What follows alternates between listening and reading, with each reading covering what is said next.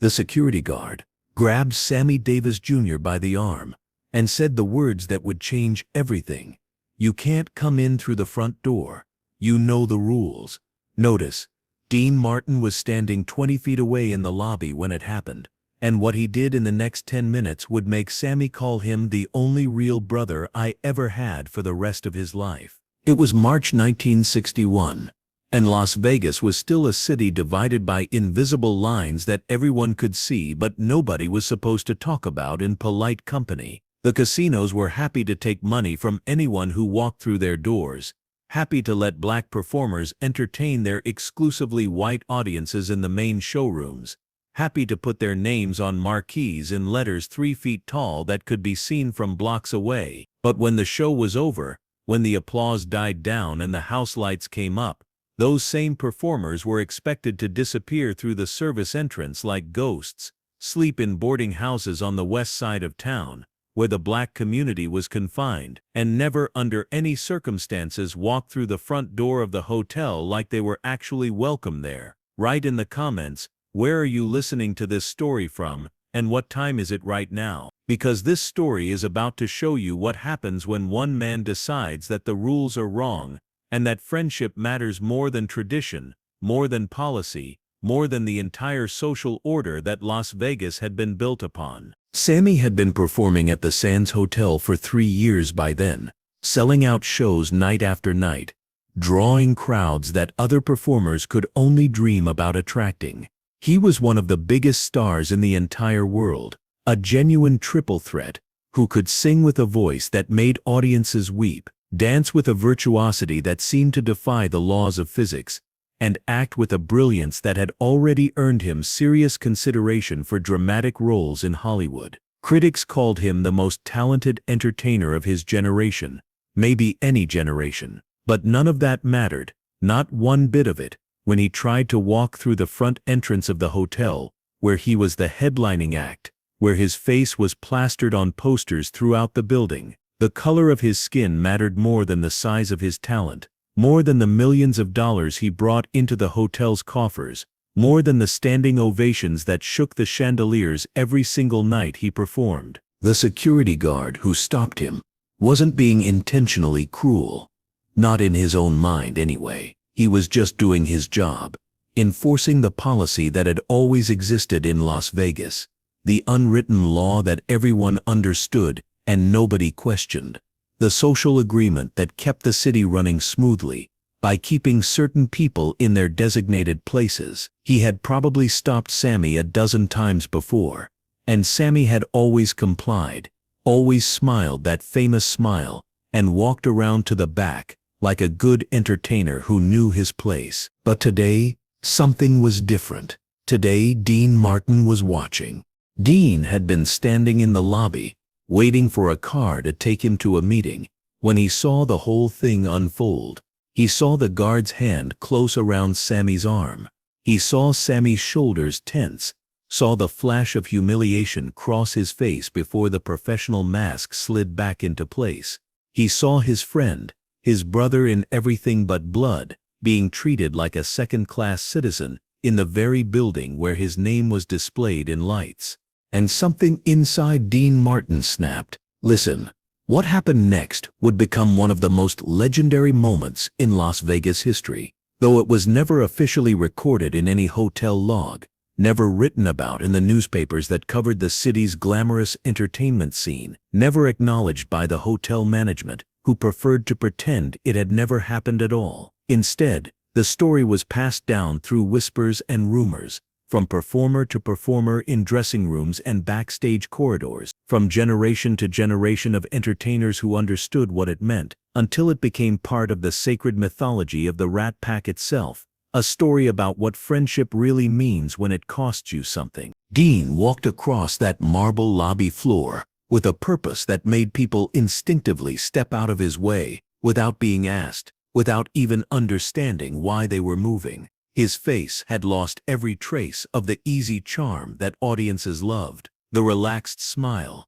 that made him seem like everyone's favorite drinking buddy. What replaced it was something harder, something colder, something that the people who knew him best recognized as genuinely dangerous. When he reached the security guard, who still had his hand on Sammy's arm, Dean didn't raise his voice. He didn't need to raise his voice. The quiet intensity in his words was far more frightening than any shout could have been. "Take your hand off him," Dean said, his voice carrying that quiet authority that could silence a room.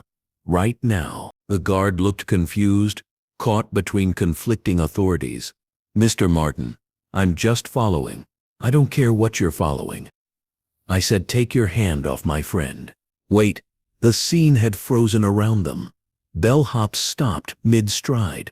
Guests turned to stare. The normal bustle of the Sands lobby had come to a complete halt, everyone sensing that something significant was happening, something that violated the unspoken agreements that kept the machinery of Las Vegas running. The guard released Sammy's arm, but he didn't back down. "Sir, you know the policy. Colored performers use the service entrance. It's always been that way." "Then it's time for it to change." Dean turned to look at the gathering crowd, making sure everyone could hear what he was about to say. "This man is Sammy Davis Jr. He's one of the greatest entertainers in the world. He sells out this hotel every night, puts money in everyone's pockets, and you're telling me he can't walk through the same door as everyone else?" "Mr. Martin, I don't make the rules." "Then get me someone who does." Stop for a second and picture this scene in your mind, because the image of it matters more than any description I could possibly offer. Dean Martin, the king of cool, the man whose effortless charm had made him one of the most beloved entertainers in America, standing in the middle of the Sands Hotel lobby like a statue of righteous anger, publicly challenging a policy that had existed since the very first casino opened its doors in this desert city. Sammy Davis Jr., beside him, struggling with every ounce of his professional training to maintain his composure, caught between overwhelming gratitude and the genuine fear of what this confrontation might cost both of them, their careers, their reputations, their ability to ever work in this town again, and all around them, a growing crowd of witnesses to a moment that would either change everything about how Las Vegas operated or destroy the careers of two men who had dared to challenge the established order. The hotel manager arrived within minutes of being summoned. A nervous man named Gerald Whitmore who had spent 15 years dealing with difficult celebrities and their impossible demands, but had never faced anything quite like this unprecedented situation. He was sweating through his expensive suit as he pushed through the crowd, and his hands were trembling slightly as he tried to assess the situation. He attempted to pull Dean aside, to handle this embarrassing situation quietly and privately, away from the dozens of witnesses who were watching every word and gesture. But Dean Martin refused to move from his spot. He stood rooted to that marble floor like he had been planted there. "We can discuss this in private, Mr. Martin." "No, we discuss it here, in front of everyone." Dean's eyes never left the manager's face. "You have a choice to make, Gerald. Either Sammy walks through the front door of this hotel like any other guest, or I walk out and I never come back. And when people ask why, I'll tell them exactly what happened here today." The threat hung in the air, like smoke. Everyone in that lobby understood what it meant. Dean Martin was one of the biggest draws in Las Vegas, a guaranteed sold-out engagement every time he performed. Losing him would cost the Sands millions. But changing the policy would mean challenging the entire social order that Las Vegas had been built upon. Remember, this was 1961, years before the Civil Rights Act would be signed into law. Years before the social upheavals and protests and marches that would eventually transform American society in ways that nobody standing in that lobby could have predicted. What Dean was asking for wasn't just unusual or inconvenient, it was genuinely revolutionary. It was the kind of demand that could end careers overnight, get performers blacklisted from every major venue in the country, and burn bridges that could never be rebuilt. No matter how much time passed, the entertainment industry ran on relationships, on goodwill, on the unspoken understanding that certain lines were never crossed. Dean Martin was not just crossing that line, he was setting it on fire and daring anyone to stop him. Gerald Whitmore's face went through a series of expressions that the witnesses would later describe in varying ways. Fear, then calculation, then something that looked like desperation, and finally, a kind of exhausted resignation that suggested he knew he was facing a battle he couldn't win.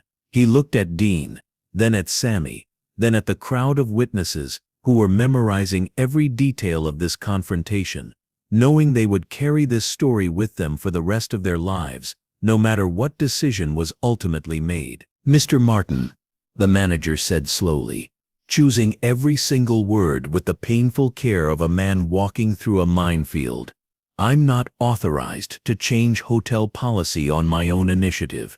I would need to consult with the ownership group, with our legal team, then consult with them.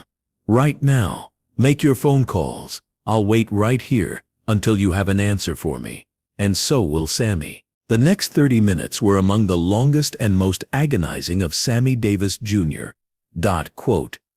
entire life, and he had lived through enough difficult moments to fill several lifetimes. He stood in that lobby beside Dean, neither of them moving so much as an inch, neither of them showing any sign of backing down from their position, while urgent phone calls were made behind closed doors, and frantic conversations happened in whispered tones that the crowd couldn't quite hear.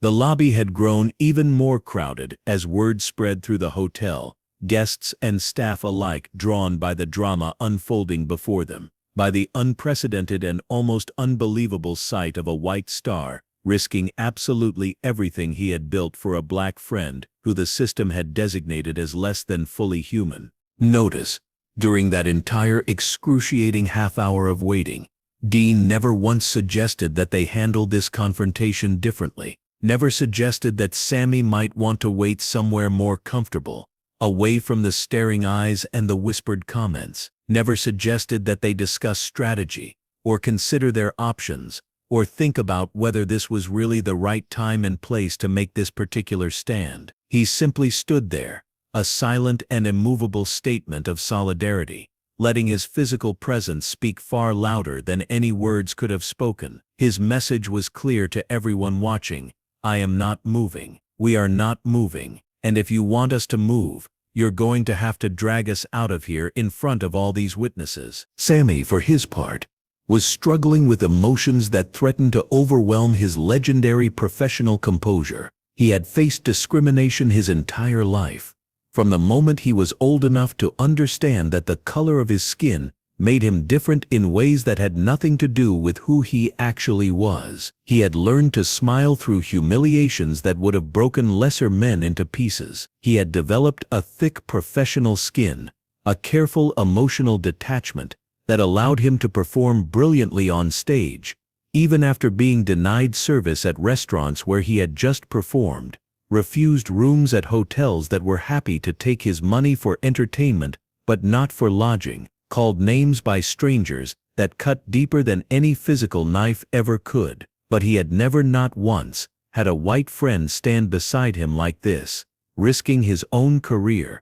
his own reputation for the simple principle that Sammy Davis Jr. deserved to walk through the front door. "Dean," Sammy whispered at one point, his voice barely audible, "you don't have to do this.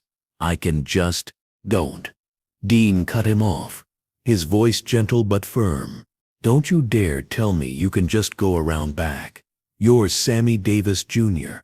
You're my friend, and if they want my business, they're going to treat you with the respect you deserve." Listen, those words would echo in Sammy's memory for the rest of his natural life, replaying in his mind during his darkest moments and his brightest triumphs alike, in a world that constantly told him he was less than, that his extraordinary talent could never fully compensate for the melanin in his skin, that he would always be an exception at best and a tolerated outsider at worst. Dean Martin had looked him directly in the eye and called him a friend, not a talented black performer who deserved special consideration, not an exception to the rule who had earned temporary privileges, just a friend, deserving of basic human respect. Period. End of discussion. The simplicity of it was what made it so powerful. Dean hadn't delivered a speech about equality or justice. He had simply refused to accept that his friend should be treated as less than human, and he had been willing to burn his entire career to the ground to make that point crystal clear. The hotel manager returned, after what felt like an eternity, his face noticeably paler than it had been when he left, his expensive suit now visibly damp with nervous perspiration. Behind him walked a man that Sammy recognized immediately, Jack Entratter, the president of the Sands Hotel, one of the most powerful and influential figures in the entire Las Vegas entertainment industry. Entratter was not a man who made decisions lightly, or who responded well to ultimatums from anyone, no matter how famous they might be. He had built the Sands into the most prestigious venue on the Strip through a combination of business acumen, strategic relationships, and an absolute refusal to be pushed around by anyone. But Jack Entratter was also, above all else, a businessman who understood numbers, and he could count the dollars that Dean Martin represented to his bottom line. "Dean," Entratter said, his voice carefully neutral, "can we talk about this in my office? We can talk about it right here. The answer is simple. Either Sammy uses the front door from now on, or you lose us both. That's not a negotiation. That's a fact." Wait. The moment stretched into eternity. Everyone in that lobby understood that what happened next would set a precedent, would either reinforce the old ways or crack open a door that had been closed for as long as anyone could remember. Entratter looked at Dean, looked at Sammy, looked at the crowd of witnesses who were holding their breath, and then he did something that nobody expected. He smiled. It wasn't a warm smile, exactly more like the expression of a man who has just realized he's been outmaneuvered and has decided to be gracious about it. "Sammy," Entratter said, turning to face the performer directly, "from now on, you use whatever door you want, front, back, side, whatever's most convenient for you, and if anyone gives you trouble about it, you come directly to me." The lobby erupted. Not in cheers. That would have been too much, too public an acknowledgement of what had just happened, but in a wave of murmurs and whispered conversations, in the shuffle of feet as people moved to spread the word, in the electric atmosphere of a world that had just shifted slightly on its axis.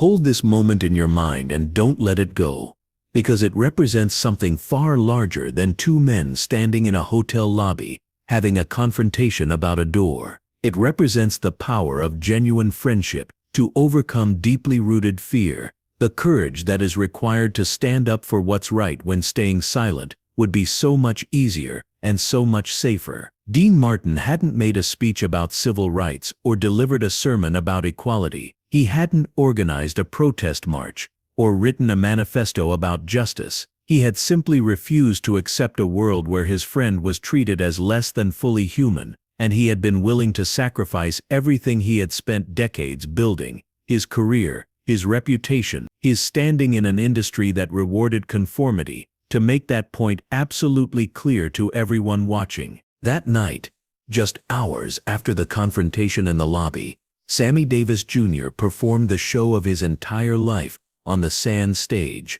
The audience filling the showroom didn't know what had happened that afternoon in the lobby below them. Most of them would never learn the full story of what had transpired, but they could feel something different in the air that evening, something electric and triumphant and almost spiritual. Sammy sang with a joy and a freedom that he had never quite allowed himself to express before, holding nothing back, pouring every ounce of his extraordinary talent into every single note and step. When he took his final bow at the end of the performance, the standing ovation lasted nearly 10 full minutes, wave after wave of applause crashing over him like the ocean against rocks. After the show, Dean found him in his dressing room. Neither of them spoke for a long moment. Then Sammy crossed the room and embraced Dean with a fierceness that said everything words couldn't. "You didn't have to do that," Sammy said, his voice thick with emotion. "You could have just—" "I could have just what? Watched them treat you like garbage and done nothing? What kind of friend would that make me? Most friends would have. Sammy pulled back, looking Dean in the eye. Most people would have looked away, told themselves it wasn't their problem, figured I was used to it by now. You're the first one who ever. He couldn't finish the sentence. He didn't need to. Remember, the change that Dean forced into existence that day didn't end discrimination in Las Vegas overnight. That would have been too much to hope for. Too simple a resolution to a problem that had been built into the very foundations of the city. Las Vegas had been constructed on segregation, and it would take years of sustained pressure, federal legislation, and profound social change before the old barriers fully came down, and black performers could stay in the same hotels where they entertained. But something fundamental shifted after that confrontation at the Sands, something that couldn't be unshifted no matter how much the old guard might have wished it could be. Word spread like wildfire through the entertainment community that Dean Martin had drawn a line in the sand, had made it unmistakably clear that the Rat Pack wouldn't perform at any venue that mistreated their members based on the color of their skin. Other hotels along the Strip began quietly changing their policies in the months that followed, not because their owners had suddenly discovered a conscience buried somewhere beneath their greed, but because they simply couldn't afford to lose the biggest entertainment draws in the entire business. The dominoes started falling, one by one, cascading through the industry, and while Dean Martin was never credited publicly with starting that cascade, the hotel owners would never have admitted that a performer had forced their hand. The people who actually mattered, the entertainers and the staff, and the witnesses, knew the truth about what had really happened. If you want to know what happened in the years that followed, how Dean and Sammy's friendship deepened into something truly unbreakable, how they stood together through more battles and more victories, how they remained brothers in every way that mattered, until the very end. Tell me in the comments. Some stories don't have endings, just new chapters waiting to be written. Some friendships change the world one door at a time, one confrontation at a time, one moment of courage at a time. Sammy Davis Jr. died in 1990 after a battle with throat cancer, and Dean had passed just 5 years earlier, on Christmas Day 1995, as if even death had to acknowledge his impeccable sense of timing. In the years between that transformative day at the Sands and his final breath, Sammy never stopped telling the story of what Dean had done for him in that lobby. He told it in countless interviews with journalists who wanted to understand the Rat Pack phenomenon. He told it in his autobiography, devoting an entire chapter to that single afternoon. He told it in private conversations with anyone who would listen, young performers and old friends alike, because he believed it was a story that needed to be heard and remembered. Everyone talks about the Rat Pack, like it was just fun and games, Sammy would say whenever the subject came up. Booze and broads and Vegas nights. A bunch of guys having the time of their lives. But there was something real underneath all that glitter and glamour.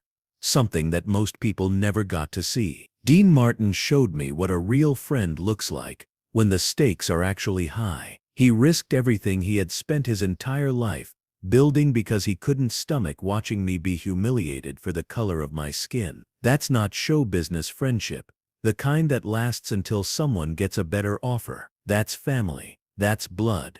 That's forever. At Dean's memorial service in 1995, Sammy was too grief-stricken to deliver the eulogy he had carefully prepared over sleepless nights, too broken by the loss to stand at the podium and speak the words he had written.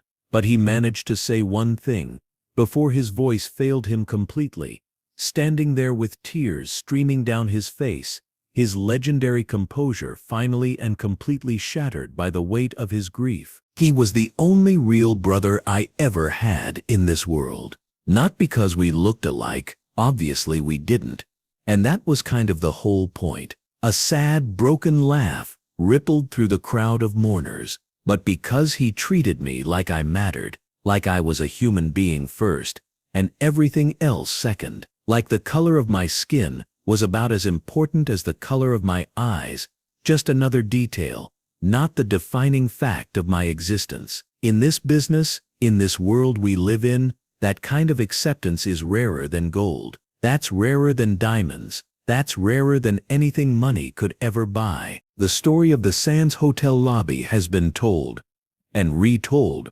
over the decades, sometimes embellished, sometimes simplified, but always with the same core truth. Dean Martin stood up when standing up was dangerous, and he did it without hesitation, without calculation, without any thought of what it might cost him. That's the story of Dean Martin, and the day he broke down a door that had been closed for as long as anyone could remember. That's what happens when genuine friendship is stronger than discriminatory policy, when real courage defeats comfortable convenience, when one person's absolute refusal to accept injustice creates ripples that spread far beyond what they could ever have imagined possible. One hotel lobby that became a battlefield for basic human dignity. One confrontation that could have destroyed 2 careers. One door that finally opened because one man had the courage to demand it and refused to take no for an answer. Remember the Sands Hotel. Remember the guard who grabbed Sammy's arm. Remember what Dean Martin taught us about standing up for the people we love, even when the whole world says we should look the other way. And ask yourself honestly, if you saw your friend being humiliated, being denied their most basic dignity, would you have the courage to stand beside them and refuse to move until something finally changed? Some questions define who we truly are at our core. Some moments reveal the difference between what we say we believe and what we're actually willing to fight for when it costs us something. This was one of those moments.